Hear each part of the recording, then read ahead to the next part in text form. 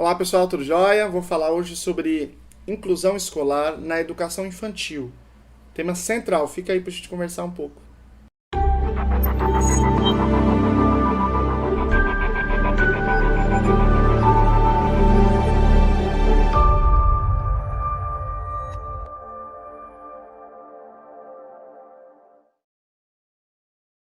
Pessoal, eu tenho andado pelo Brasil, né, ido a muitos lugares fazer palestra, curso, e eu aproveito sempre para conversar um pouco sobre o que está acontecendo nos lugares, os sistemas de educação, o que está rolando em todos os lugares. E o que eu tenho visto é o seguinte, quase um padrão, em que as prefeituras, de modo geral são prefeituras que tomam conta da educação infantil, é, se comportando como se a educação infantil não fosse um espaço de educação especial. E aí são duas coisas, assim, bem claras, né, que acontece. Primeiro é a ausência de adaptação de currículo. E o segundo é a ausência do acompanhante especializado, né? Muitos lugares não tem em nenhuma faixa, mas mesmo os lugares que tem com os maiores, não tem com os menores, nenhuma nem outra coisa. Então eu estou falando mais desses lugares. Bom, e aí existe um problema, e talvez esse problema seja da compreensão do que é a educação especial, de qual é o papel dela. Porque há aí muitas ideias circulando, ideias que se opõem às evidências que a gente tem disponíveis. Então, existem muitos países que obrigam que as práticas de educação especial sejam práticas baseadas em evidências. Então, por conta disso, sai muita pesquisa, a gente tem muito material para a gente poder trabalhar, para dizer assim, ó, isso aqui é o que funciona, isso aqui funciona. Então, vou apresentar aqui mais ou menos para vocês qual é a ideia de quais são as práticas com melhor evidência na educação especial, né? Veja, todos nós temos um desenvolvimento esperado. É claro que todos nós temos a nossa personalidade, o nosso modo ímpar, individual de ser. Temos esse percurso individual. Mas temos aquele percurso esperado pela espécie, né? Nós fazemos parte de uma espécie, essa é a realidade. Então, por exemplo, uma criança numa certa idade fala, numa certa idade anda, numa certa idade põe um tronquinho assim em posição de sentado, né, reto. Então, isso tudo são faixas esperadas da nossa espécie. Não depende da personalidade desses percursos individuais. A faixa é muito estreita, né?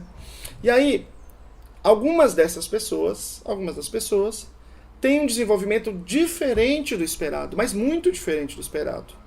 Diferente a tal ponto que prejudica a sua qualidade de vida.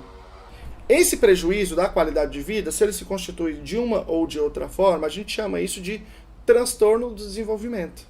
Então, o autismo, por exemplo, o transtorno do espectro autista, ele está descrito dentro de um capítulo que é transtornos do neurodesenvolvimento, assim como a deficiência intelectual, por exemplo. Então, nós temos formas diferentes de se desenvolver, mas que trazem prejuízo à qualidade de vida do indivíduo. Essa é a grande questão. Pois bem, a educação especial, ela acontece por quê? Porque eu chego numa sala de aula e eu tenho um certo conteúdo a ministrar. Ou seja, eu tenho que ensinar certas coisas. Mas, para eu ensinar essas coisas, eu preciso que haja certos pré-requisitos. Eu preciso que haja uma base. A base é a biologia da conta. E eu vou lá e dou a minha base, que é cultural, né? Eu dou o meu aporte ali como professor. Só que nas pessoas com transtornos do desenvolvimento, isso não acontece da mesma forma. Porque a elas, o desenvolvimento é diferente. Então, por exemplo, vou te dar um exemplo aqui. Na educação infantil, há muitas atividades de brincadeira baseadas na imitação. Só que pessoas com autismo normalmente se desenvolvem de uma forma diferente e não imitam. E se ela não imita, como é que eu vou fazer essa mesma atividade com ela? Não vai ser possível. Então, o que acontece? Ó, eu tenho aqui o currículo, ok? Esse currículo é para todas as pessoas, não é individualizado na escola. Porque há uma pressuposição de que elas se desenvolveram mais ou menos da mesma forma. A educação especial é um dinheiro a mais, inclusive, que o governo aporta ali naquela criança, no sistema para aquela criança, para que a gente faça um currículo individualizado para ela. Que pode conter, por exemplo, o ensino da imitação. Porque se eu ensinar para ela a imitação, eu vou ensinar essas outras coisas e ela vai conseguir pegar. E aí ela entra numa, digamos assim, numa harmonia com a sala e aí o desenvolvimento é pleno. Então veja, eu tenho que fazer o currículo individualizado. Não adianta eu dizer que se a criança não imitar naquela atividade, eu fiz um currículo amplo o suficiente para que ela não imita, mas ela pode ficar em um outro ambiente, ela pode brincar com outro brinquedo, porque é uma atividade múltipla. Tá bom, mas e a necessidade dela de imitar? Eu não vou resolver, simplesmente criando outras possibilidades. Eu preciso pensar que aquela possibilidade é importante para o desenvolvimento dela, não é à toa que tem esses currículos, essas atividades no ensino infantil, e tem que ensinar para ela. Então eu preciso do currículo individualizado. Segundo, esse currículo individualizado, ele pode ser mais fácil de ser implementado, e aí o professor pode dar conta, porque é um toquezinho a mais, uma coisinha a mais que eu estou colocando ali, e pode ser muito difícil de ser implementado, porque aquela criança tem muitas necessidades, precisa de muito apoio. Por exemplo, pode ser que na imitação não basta dizer para ela, não está exatamente assim, faz assim, vamos lá, um pouquinho melhor, olha no espelho. Pode ser que isso não seja o suficiente para aquela criança. Pode ser que eu tenha que pegar na mão dela no começo e fazer. Digamos assim, eu falo, faz igual. Ela não faz, eu pego a mão dela e faço por ela, e reforço. Pode ser que eu precise desse 1 a 1 aqui, ó, mesmo no ambiente coletivo. Então talvez eu precise do acompanhante especializado ali junto com ela. Aí você fala assim, então veja, então primeiro aqui eu justifiquei que é importante o currículo individualizado e é importante o acompanhante quando necessário. Agora, você pode se perguntar assim, mas é direito dela? Não é direito, por isso que o pessoal não está dando. Não, é direito. A educação especial, isso está toda a legislação, mas olha lá na LDB, ela é transversal. Ela atinge toda a escolarização. Ela está desde a creche, ela é direito na creche, como ela é direito na universidade. Em todos os ambientes. Então, é direito dessa criança. E é preciso para essa criança. Mas eu quero aprofundar um pouco mais. Porque quando a gente fala, eu sempre digo isso, quando eu falo de serviço público, de política pública, eu não posso viajar, eu não posso... eu preciso falar de dinheiro, eu preciso falar de orçamento, né? Então, eu preciso falar desse ponto, que é a questão da viabilidade de fazer isso, né?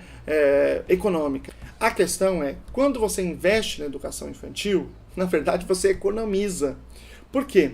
Porque se você põe a criança, por exemplo, você põe um mediador no 6º ano, ou no 1º ano, a chance de você ir com ele até o 9º ano é enorme, então você vai ter que pagar em 9 anos. Mas se você fizer do jeito que eu estou falando, você é dirigente, prefeito, secretária, a chance de você não precisar do mediador lá no 1º ano é muito alta. Porque é aqui que as coisas acontecem. O Lovaas, a principal pesquisa que já existiu, ele primeiro trabalhou com as crianças maiores, tipo 8, 9 anos, e elas perdiam a habilidade. Ele falou, como é que alguém desaprende alguma coisa? E aí ele fez a pergunta principal. E se eu trabalhasse com criança pequenininha? Quando ele fez a implementação, foram 2 anos de implementação, aqui barra pesada com crianças pequenininhas, 47% nunca mais precisou de mediador, nunca mais precisou de psicólogo, nunca mais precisou de TO, nunca mais. Inclusive a pesquisa, eles voltaram, muitos anos depois, eles não precisaram. Então veja, 2 anos eles fizeram a implementação com um estagiário. E depois, nunca mais precisaram gastar com essa criança. Olha a economia que foi feita. Eu não estou nem discutindo a qualidade de vida da criança, tá? Estou falando de dinheiro. Só que fizeram isso com a criança bem pequenininha. Com ela maior, você não tem esse efeito. Você não tem registro desse efeito.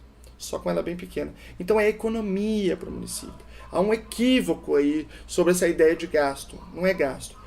Educação infantil, a inclusão escolar bem feita na educação infantil é investimento. É isso que vai fazer a grande revolução na educação especial no Brasil.